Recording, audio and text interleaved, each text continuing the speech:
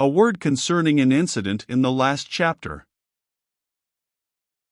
According to the invariable usage of the fishery, the whaleboat pushes off from the ship, with the headsman or whale killer as temporary steersman, and the harpooner or whale fastener pulling the foremost oar, the one known as the harpooner oar.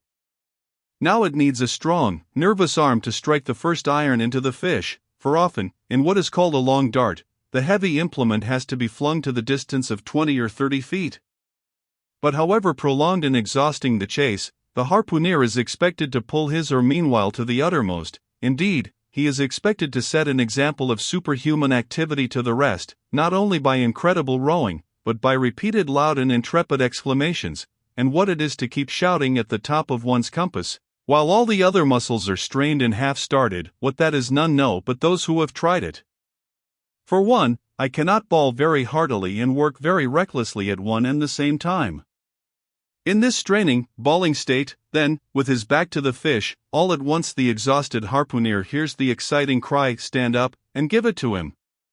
He now has to drop and secure his oar, turn round on his center halfway, seize his harpoon from the crotch, and with what little strength may remain, he essays to pitch it somehow into the whale.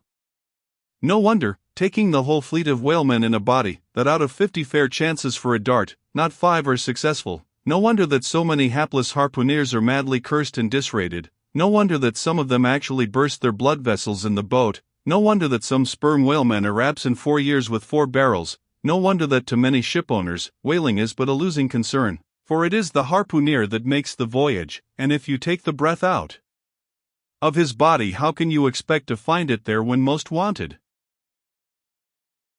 Again, if the dart be successful, then at the second critical instant, that is, when the whale starts to run, the boat header and harpooner likewise start to running fore and aft, to the imminent jeopardy of themselves and everyone else. It is then they change places, and the headsman, the chief officer of the little craft, takes his proper station in the bows of the boat.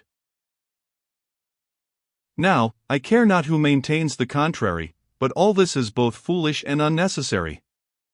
The headsman should stay in the bows from first to last. He should both dart the harpoon and the lance, and no rowing whatever should be expected of him, except under circumstances obvious to any fisherman.